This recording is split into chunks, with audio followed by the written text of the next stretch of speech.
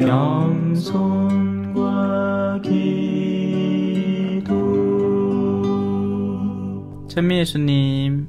그때 요한이 자기 제자 두 사람과 함께 서 있다가 예수님께서 지나가시는 것을 눈여겨보며 말하였다. 보라, 하느님의 어린 양이시다. 그 두 제자는 요한이 말하는 것을 듣고 예수님을 따라갔다.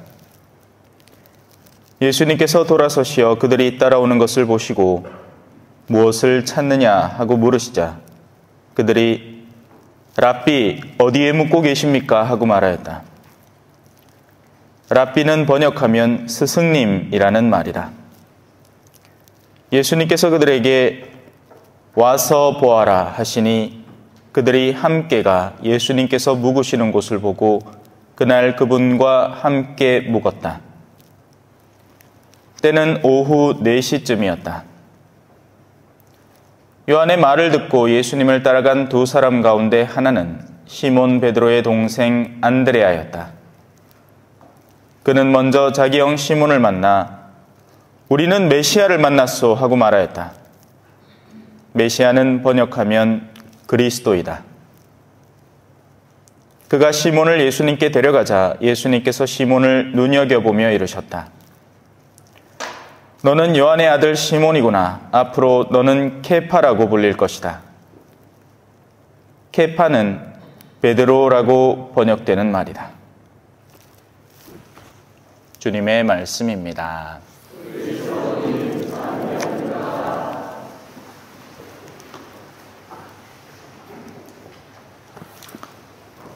찬미 예수님. 오늘 복음은 무슨 단어장 같다, 그죠? 뭐는 뭐다, 뭐는 뭔 소리다, 뭐는 뭔 소리다, 그죠? 다 이유가 있겠죠.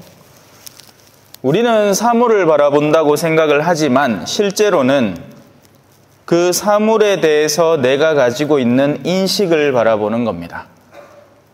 이게 뭔 소린가 싶을 거예요. 철학에 배우면 인식론이라는 게 있습니다. 우리는 보여지는 사물을 그냥 있는 그대로 바라본다기보다 내가 형성해 놓은 관념을 바라보는 경우가 허다합니다. 그래서 관심 없는 건 안 쳐다봅니다. 성당이 바로 옆에 있어도 관심이 없으면 죽으라고 안 나옵니다. 존재하지 않는 영역인 거죠, 나에게는. 하지만 아무리 멀리 떨어져 있어도 내가 관심 갖는 분야가 있으면 나한테는 그게 크게 보이고 나는 거기를 가야만 하는 겁니다. 그게 뭐 디스코텍이 될 수도 있고 뭐 아니면 콘서트장이 될 수도 있고 저 김천구미역 근처에 있는 CGV가 될 수도 있고 서울에 봄 보러 갔다 왔거든요. 그래서 예수님을 예수님으로 보는 사람이 있는가 하면 그냥 흔하디 흔한 종교 창시자 중에 한 명, 넘쳐 흐르는 수많은 뭐 좀 있다는 사람들, 안다는 사람들 부류 가운데 그냥 하나하고 똑같은 정도로 보는 사람도 있습니다. 심지어는 이 종교라는 것 자체를 인간들의 우둔함 속에서 만들어진 어떤 정신적 결과물, 문화적 결과물 정도로 바라보는 사람도 있습니다. 그래서 같은 대상을 바라보고 있다라고 생각을 하겠지만 저마다의 내면 속에 형성해낸 관념을 바탕으로 그것을 바라보는 겁니다. 여러분들이 저를 똑같은 마지노 요셉 신부로 보고 있는 게 아니죠. 누군가에게는 그냥 지금까지 지나쳐온 수많은 본당 주임 가운데 하나일 뿐입니다. 하지만 누군가에게는 저 신부님만큼은 뭔가 남다른 부분이 있다. 정말 양들에게 뭔가를 깨우쳐 주려고 애를 쓰는 사람이다 라는 분도 있고 또 어떤 때는 저 밖에서 일부러 이 머나먼 길을 찾아옵니다. 요 근래 사람들이 얼마나 찾아오는지 금요일, 목요일, 금요일 뭐 연달아서 줄줄줄 찾아오고 있어요. 한 분은 미국에서 왔어요. 애틀랜타인가 어디에서 와가지고 한참 이야기하고 갔죠. 백날 가까이 있어도 관계없는 사람이 있는가 하면 그 멀리 있어도 한국에 들어가면 반드시 그 신부님을 만나 뵈리라 하고 찾아오는 사람도 있는 겁니다. 저마다의 내면에 형성된 가치체계에 따라서 그 대상자가 완전히 달라 보이는 거죠. 그래서 예수님은 단도직입적으로 제자들에게 말합니다. 와서 봐라. 추상하지 마라. 너의 내면에 그냥 어렴풋하게 형성해낸 관념으로 무언가를 보려고 들지 마라. 와서 봐라. 사제성소 그거 결혼 못하는 기고 신학교에서 공부 빡시게 해야 되고 그래가 갈만한 곳이 아니지 않습니까? 내가 왜 그 고생을 해? 와서 봐라. 얼마나 재밌는지. 좋기도 좋을시고 아기자기한지고 형제들이 오손도손 한데 모여 사는 것 얼마나 재밌는데. 예? 한날은 공부 마치고 거기에는 이제 연학실이라고 큰 방이 따로 있고 자기들이 이제 자러 들어가는 방이 있어요. 특히나 제가 신학교 저학년 때는 6명이 한 방에 모여서 잤거든요. 그러니 밤마다 사건 사고가 일어나는 겁니다. 그때 당시에 개봉했던 영화 중에 여고괴담이라는 영화가 있었어요. 제가 한날은 이제 자러 들어간다고 이불을 쓱 덮기는데 내 침대에 웬 여자애가 누워있는 거예요. 으악! 내 친구가 장난친다고 여고괴담 포스터를 거기다 떡 갖다 놨네.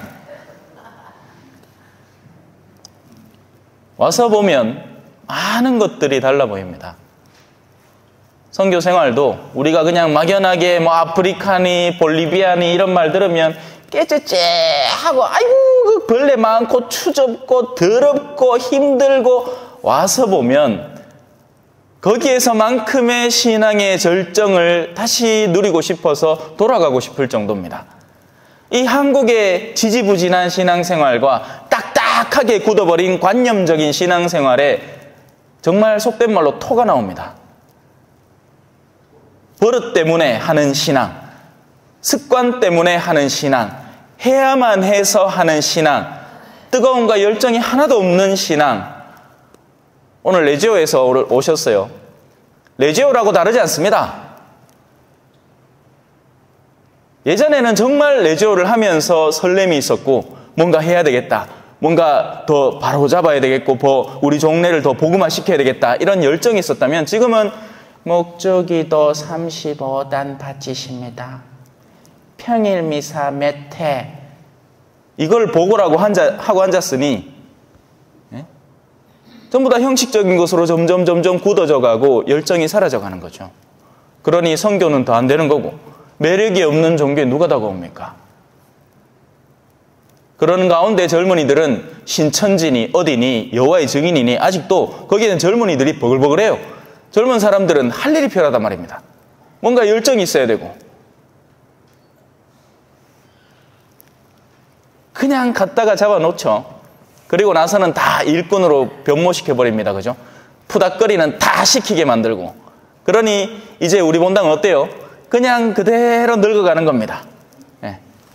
밑에 새로운 사람들이 유입이 안 되니까 20대 때 일하던 사람이 30대 때도 일하고 40대 때도 일하고 50대 때도 일하고 60대까지 일하고 있어요. 지금 60대가 청년이죠. 여기. 예.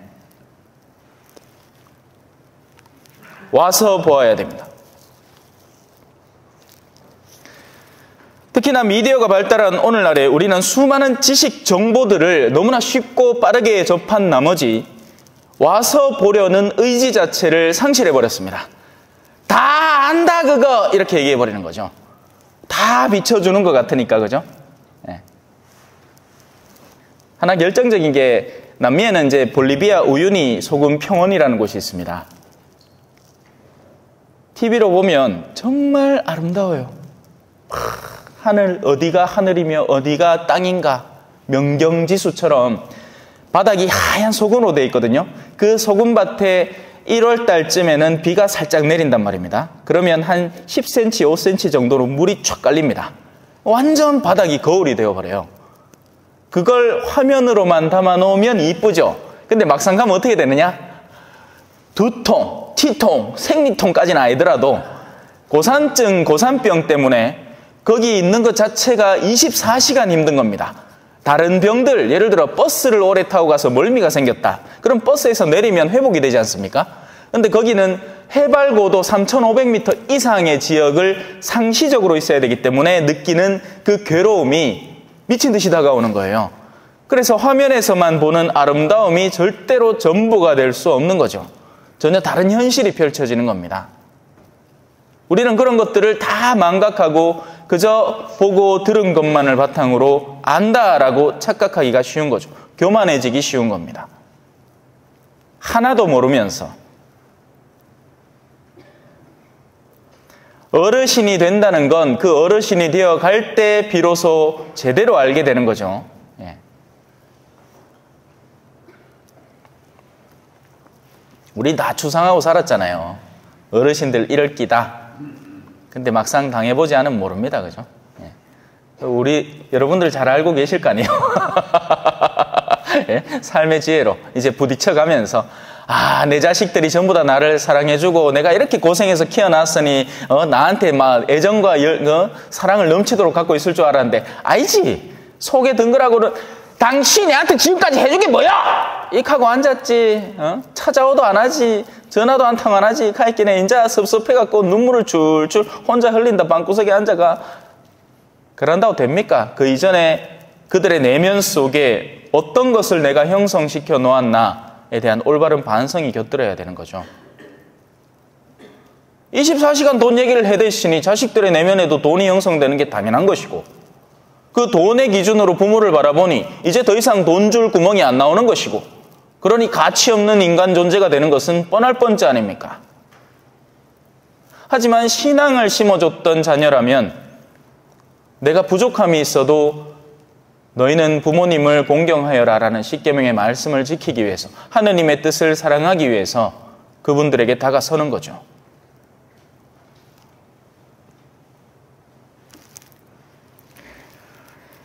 우리는 어딘가 근거가 불명확한 것을 확실하다고 믿는 지경에까지 이르렀습니다. 그렇게 해서 한 사람에 대한 여론을 쉽게 형성하기도 하고 특정 대상에 대한 모호한 관념을 바탕으로 그에 대한 의견을 형성하기도 하죠. 얼마 전에도 무슨 유명 배우가 자살하기 직전까지만 해도 그 죽일 놈이 있나 어쩌고 저쩌고 해대던 사람들이 또 이제 죽고 난 뒤에 자살을 또 해버리고 나니까 안 됐다 개사코 정말 변덕스럽기 짝이 없습니다. 그죠? 그래서 많이들 틀립니다. 인식에 있어서 많은 변화가 가해지고 직접 체험하고 그 사람에 대해서 올바로 알기 전까지는 많은 것들이 뒤바뀌어 버립니다. 그래서 우리는 더욱 신중해야만 하고 실질적인 체험을 바탕으로 와서 보는 경험을 근간으로 삼아야 하는 겁니다. 제가 볼리비아에서 선교를 하면서 만난 수많은 사람들은 그 이전에 가져오던 막연한 선교에 대한 환상 같은 거 있잖아요. 예. 제가 아까는 선교지에 대한 더러움이나 힘듦 이런 걸 얘기했지만 우리는 또 선교를 좀 열심하다 하는 신자들이 갖고 있는 선교에 대한 환상이 있습니다. 가서 이렇게 해가지고 마치 미션 영화에 나오는 것처럼 악기 불면 사람들이 막 다가와가지고 홍야 해갖고 막 말씀 전하면 무조건 다 받아들이고 그렇겠구나. 본당에 대한 환상도 있습니다. 주임사제들은 교구사제들은 본당에 대한 환상도 있어요. 내가 가면 신자들이 너무너무 좋아해 주겠지. 너무너무 반겨주겠지. 다들 사랑해 주겠지. 그렇습니까? 아니죠? 오늘은 또 뭔 놈 강론을 저리 길게 하노? 말투가 저게 뭐고 저게? 신부가. 아이고 저렇게 경박실을 끌어적하고 앉았다. 이 정도면 다행이죠. 네.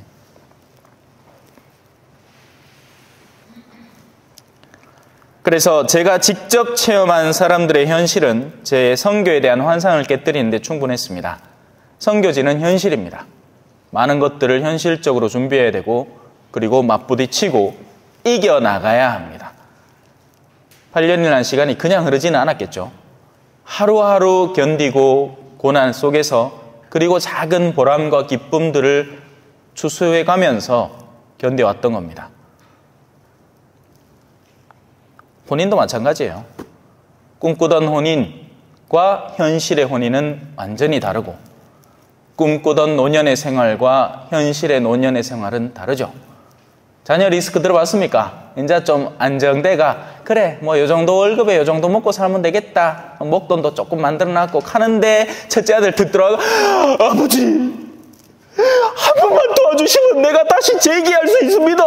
비트코인 해갖고 막 뭔가 뽀사먹는 기라 전부 다. 비트코인 해가 뽀사먹고 뭐 펀드 사기당해갖고 뽀사먹고 폰지 사기당해가 뽀사먹고 그래갖고 막 사정사정 하는데 왜 안 오? 한번 도와줘야지. 근데 그게 아이쿠야 밑 빠진 독에 물 붓기였을 줄이야. 한 번 형성된 내면의 그 탐욕이 멈추지 않을 거라는 걸 왜 우리는 몰랐을 것인가? 아무도 가르쳐주지 않았으니까. 그래가 노년의 빈곤층 노인이 돼가 그 전까지만 해도 존경받던 은퇴하기 전만 해도 막 존경받던 사람이 인자 쓰레기조로 댕겨야 됩니다. 생활하기 위해서. 지금 도심지에는 그런 사람들 천지빛깔입니다. 제가 앞산 밑에 바오로관에 있을 때 밑에 그 신천 쪽으로 내려가 보면 어르신들이 버글버글합니다. 그 밑에 장기 2사람 두고 옆에 한 4사람 구경하고 앉았고 혼수 두고 앉았고 할 일이 없어가 빈둥빈둥. 그나마 여긴 다행입니다. 그죠? 뭐 텃밭이라도 좀 가꾸고 하면 잔재미라도 있잖아. 그거는 뭐 도심지에서 마치 차라리 개들은 다닐 때가 있어요. 이건 무슨 애완견보다 못한 존재로 돌아다니는 겁니다.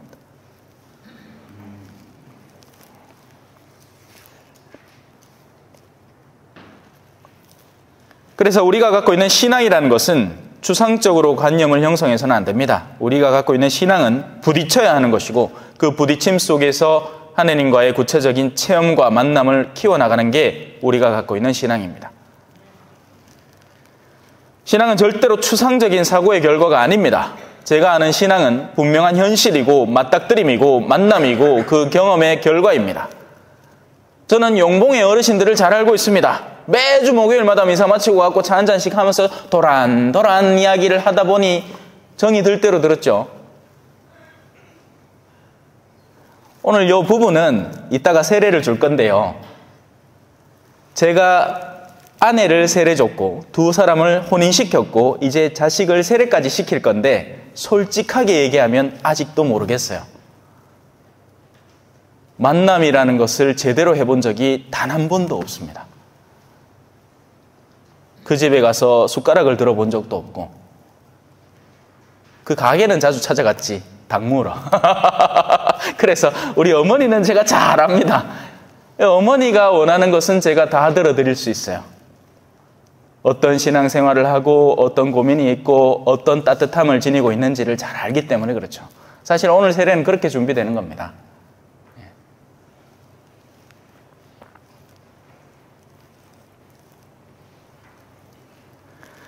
이 맞닥뜨림의 자리를 마련하기 위해서 그 터전이 필요하니 우리는 그것을 교회라고 부르는 겁니다. 성당 왜 나가야 됩니까? 아니 하느님은 전능하시고 하느님은 우리를 다 알고 계신께 그냥 방구석에 앉아서 내가 하느님 당신 믿습니다. 당신 사랑합니다. 그러고는 교회 안 나가면 안 되는 거 아닙니까? 교회 안 나가면 되는 거 아니냐고. 그냥 방에서 나 혼자 그냥 하느님하고 맞닥뜨리고 그러면 나는 그 추상성의 신앙 속에 빠져버리게 되는 거죠. 거기에는 체험도 없고 현실적으로 다루어낼 수 있는, 건져낼 수 있는 아무것도 없는 겁니다. 신앙이라는 것은 직접 와서 본당이라는 현장 안에서 부딪혀보고 서로 만남을 이루어가고 때로는 다투고 싸우기도 하고 또 화해하기도 하면서 벌어지는 사건들의 연속성을 신앙이라고 부를 수 있는 겁니다. 우리 삶도 마찬가지고요. 오늘날 도심지에서 그게 너무나 많이 부족하죠. 아파트에 문 딱 닫아 걸고 들어가면 완전 너랑 나랑 상관없는 사람이 되어버립니다. 근데도 사람들은 도심지로 나가고 싶어요. 그죠? 네. 시골 좋은 줄 모릅니다. 물론 지금의 시골은 또 옛날하고 다르긴 해요. 네. 별 상관없이 살죠. 그나마 옆에 누가 죽으면 그 썩은 냄새라도 맡고 아이고 여 사람 죽었다 해줄 수만 있어도 다행일 텐데 네. 무서운 세상이 되었습니다. 복음의 제자들이 한 일이 그겁니다. 그들은 자신들의 스승인 세례자 요한의 말을 들었습니다.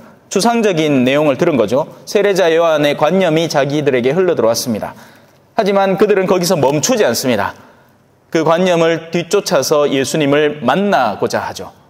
만나보자. 어떤 분인가. 제가 유튜브를 뭘 하니까 사람들이 그걸 듣고 그냥 거기에서 멈추지 않고 한번 만나보자. 저 신부님 어떤가 실제로. 만나서 같이 이야기 나누고 밥도 나누고 하면 비로소 서로를 알게 되는 겁니다. 처음에 그들이 가졌던 사고 속에 예수님은 그저 훌륭한 스승님 정도였습니다. 그래서 일부러 단어를 설명해 주는 거예요. 랍비, 어디 묵고 계십니까? 랍비는 번역하면 스승님 정도라는 단어다. 뭐 스승님이야 우리가 누구나 부를 수 있는 거 아닙니까? 그죠? 물론 오늘날은 스승이 없습니다. 그죠? 그냥 지식 전달 전문가들만 존재할 뿐입니다. 그 정도의 수준만 원하고 그 정도의 수준만 기대하지 스승님을 원치 않아요. 스승님은 우리 삶을 이끌어주는 사람이니까. 학교에서 누가 삶을 이끌어줄라 하면 고소고발해버립니다. 저 쓸데없이 뻘짓한다고. 자기 할 일 안 하고. 아마 종교도 멀지 않았을 거예요. 예전에는 신부님들이 여러분의 삶에 이 같이하고 개입을 하고 삶을 이끌어 나갔다면 지금은 아마 할 일만 해서 그 앞에 가고 강론이라 하지 우리 삶에는 들어오지 마소. 그런 경향이 점차 짙어질 겁니다. 이미 도심지에는 그런 분위기가 형성되고 있어요. 지 할 일만 하는 신부. 하지만 그들은 예수님과 함께 묵었습니다. 고작 하루 반나절 정도밖에 안 묵었죠. 그리고 대화를 나누고 그분이 실천하시고 행하시는 것을 직접 볼 수 있었을 겁니다. 그 인상이 얼마나 강렬했던지 우리가 누군가를 만났을 때 그 시간을 기억하는 경우가 언제가 있습니까? 내가 누군가를 만난 적이 있다 정도를 기억하는데 그 사람과 만나서 몇 시에 그 사람과 이런 일을 한 적이 있다는 걸 기억하는 게 몇 건이나 됩니까? 여러분의 내면 속에. 거의 없죠? 왜? 정말 강렬한 인상이 아니고서는 시간까지 기억하는 경우는 잘 없기 때문에 그렇습니다. 그런데 그들은 알고 있었습니다. 때는 오후 4시쯤이었습니다. 예수님과의 만남은 자신의 온 존재감을 바꿀 정도로 강렬하고 인상 깊었던 만남이었던 겁니다.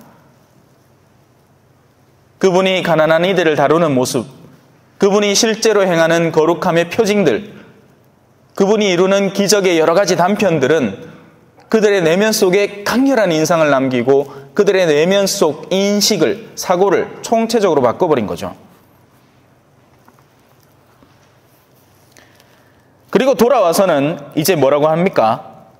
우리는 메시아를 만났어. 그래서 이 단어가 우리 잘 모르는 겁니다. 심지어 설명을 해도 모릅니다. 메시아는 번역하면 그리스도이다. 우리는 메시아도 모르고 그리스도도 모르니까 그죠?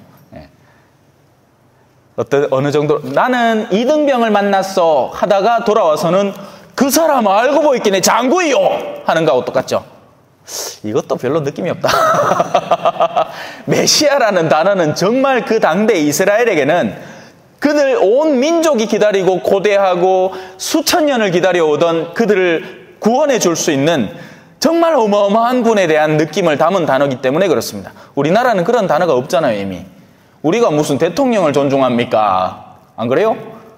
시시때때로 욕하는 게 대통령이고 뭐 예전에 제가 어릴 때만 해도 제 꿈을 물었을 때 제가 이렇게 대답했습니다. 대통령이야.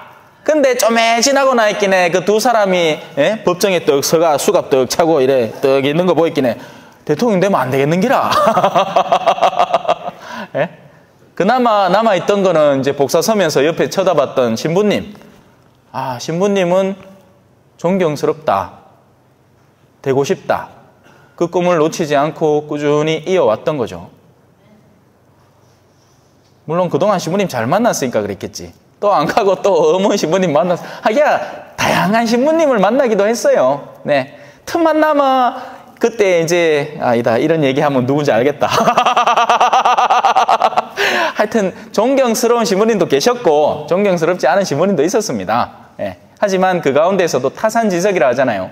존경스러운 분은 존경스러운 분대로 따르면 되고 존경스럽지 않은 분이 계시면 아 저렇게 살면 안 되겠구나라는 걸 형성을 해서 제가 오늘날 강론을 이렇게 열심히 준비하는 계기가 됐습니다. 한 분이 강론을 하는데 초등학생들을 앉혀놓고는 신학서적 강글 그냥 그대로 읽어내는 강론을 하시는 거예요. 앉아있는 제가 듣기에도 아이들한테 미안할 정도로 너무 답답하고 괴로운 경험이었어요. 그래서 저는 적어도 저렇게는 안 해야 되겠다. 적어도 내가 이해한 바를 전해야겠다. 모르겠습니다. 지금 여러분들이 어떻게 느끼는지는. 또 그런 분은 또 그런 거 좋아합니다. 아이고, 저 강론이 좀 고급지어야지. 저래 경박하게 해야 되나. 예? 어쩌겠노. 그래도 다행히 바뀌잖아요. 그죠? 4년마다 바뀌잖아요. 예. 좀만 기다려서 1년 반 남았습니다. 예? 이제 반 넘어왔다. 자, 우리는 신앙생활을 어떻게 하고 있을까요? 그저 아무것도 시도해보지 않은 채로 다른 사람이 이렇다 저렇다. 오늘날 젊은 애들이 그렇죠. 종교가 뭐냐 하면 자기들이 가서 경험해본 건 제로입니다. 제로. 혼인이 뭐냐? 제로입니다. 심지어 남녀 간의 관계가 뭐냐? 제로입니다. 전부 다 주워 들은 거. 특히나 오늘날 남혐, 여혐이 강한 시절에 여성, 이성에 대한 관념이 그냥 가만히 자연스럽게만 두면 끌려서 서로 안달날 존재들이 관념 속에 형성되어 있는 이성이 괴물이 되어버린 겁니다. 남자를 증오하게 되고 여자를 증오하게 되는 관계들.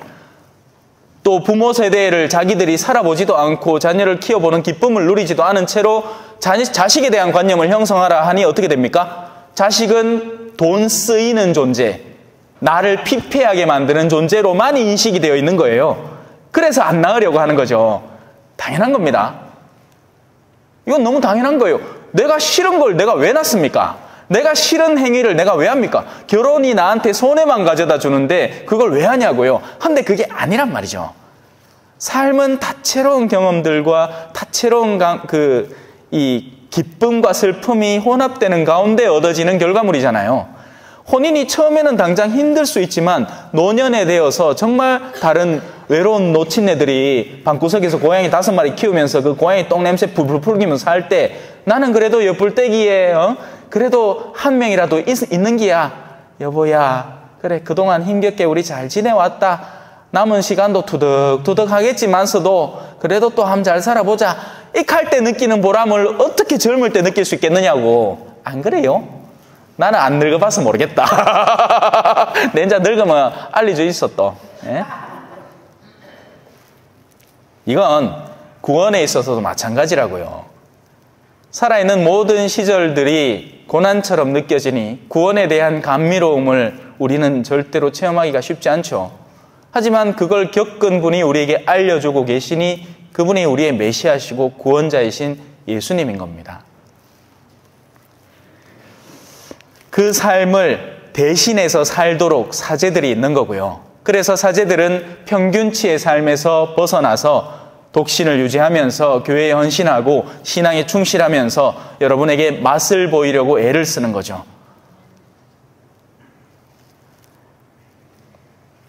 신앙은 절대로 멋들어진 사고의 결실이 아닙니다.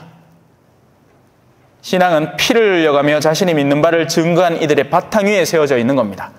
그들의 피가 없었으면 오늘날 한국에는 신앙이 존재하지 않습니다. 일본을 보십시오. 후미에라고 들어보셨습니까? 그 예수님 그림 바닥에 갖다 놓고 지나가라. 밟으면 너는 이 교회를 배척한 것이니 살릴 것이고 밟지 못하고 머뭇거리면 죽여버리겠다. 그렇게 250년을 박해를 당하니 씨가 마른 것처럼 보이지만 그래도 그 내면에는 아직까지 신앙에 충실했던 이들이 명맥을 이어오고 있습니다.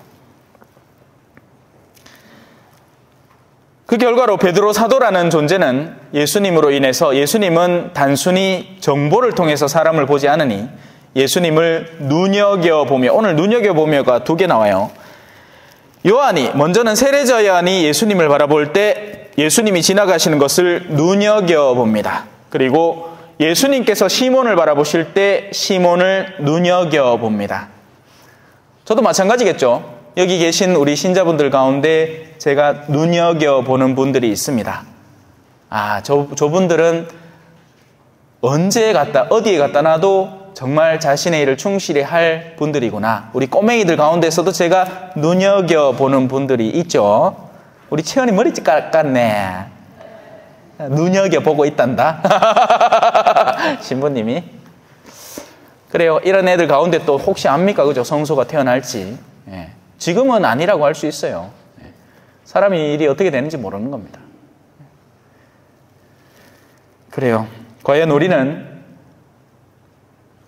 추상적인 예수님이 아니라 실질적으로 내가 알고 체험하고 있는 예수님을 만나고자 할까요? 한번 퀘스천 마크, 물음표를 붙여서 오늘 묵상해 보셨으면 좋겠습니다. 그럼 지금부터 세례식 간단하게 거행할게요. 찬미 예수님, 겸손과 기도.